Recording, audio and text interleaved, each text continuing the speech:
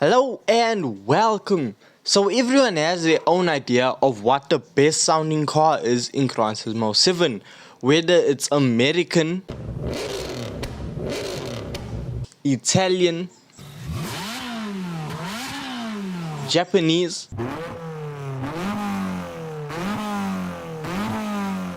or just a full-on race car. But for me, it's this.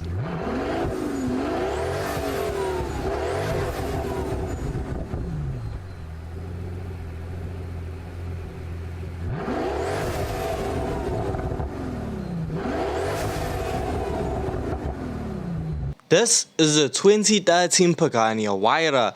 Now this car makes such a symphony of noise because it is powered by a twin turbocharged V12 that has been developed by AMG. Now the car doesn't only just sound amazing, it performs incredibly well. Now it goes without saying that a twin turbocharged V12 should produce a good amount of power, and to have the exact figure, it produces 730 brake horsepower standard.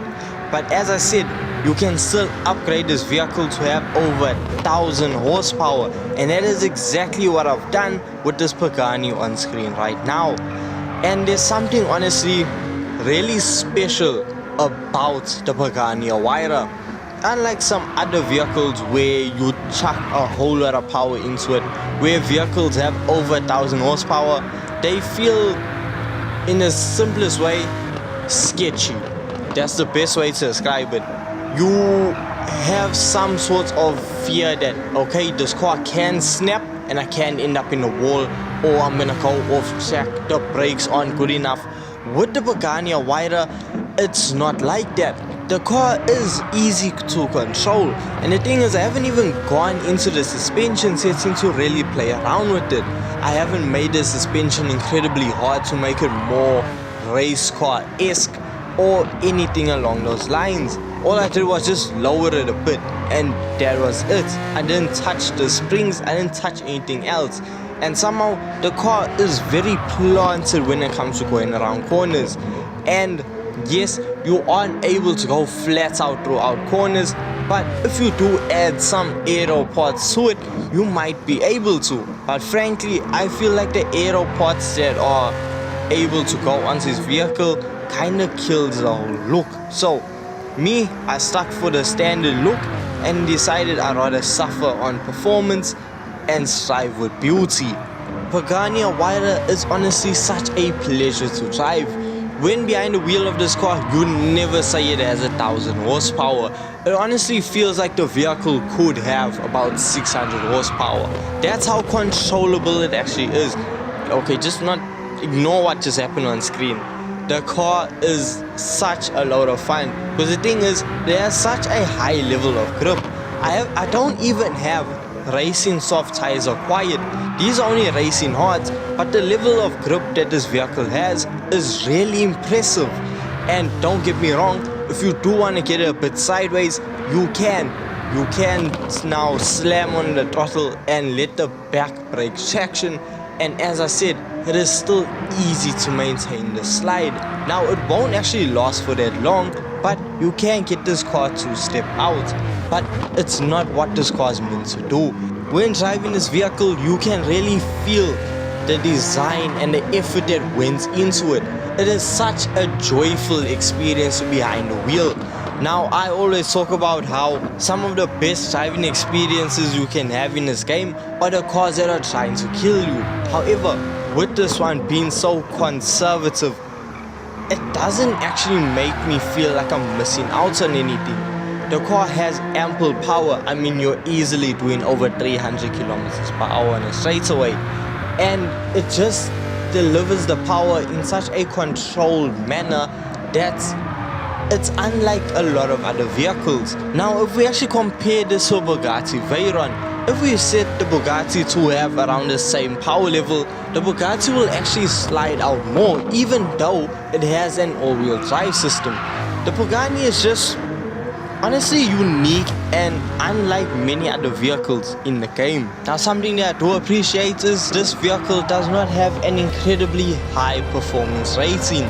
So it means with a bit of detuning you're able to participate in the WT700 around the one. And this means you will be able to turn this into a money making vehicle. However, I wouldn't recommend it.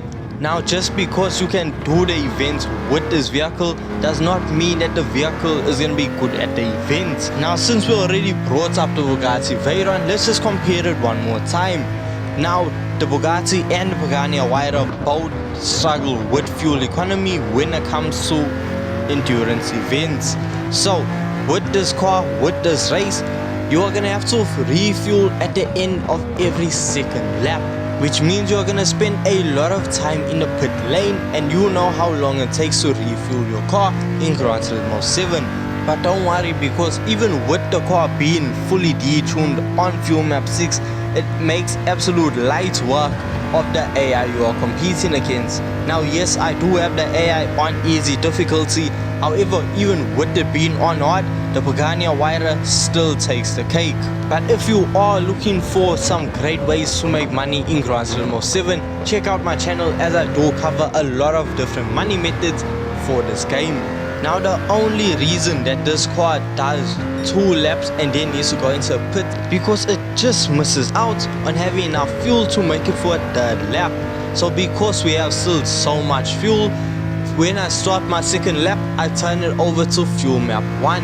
In this way, I'm able to do a very fast lap before I have to go in and refuel. But I think the biggest issue that I have with the Pagani Huayra is not even with the vehicle itself, but how you actually get this vehicle. So this car is only obtainable through an invitation. Yes, you have to receive an invitation through a roulette ticket to actually purchase this vehicle. The car only costs 1.3 million credits. Okay, I say only. That's still a lot of money, but even if you have all the money in the world, if you do not have an invitation for this vehicle, you cannot purchase it. And honestly, I think this is such a gatekeeping method. It is such a good car that people will not get the chance to experience, because honestly, with the roulette ticket and the luck of the draw, it is very against you.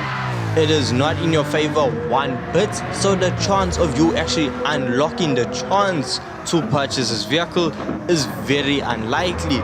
And it's kind of heartbreaking because it's such a good car. It's such fun. It's controllable, easy to drive.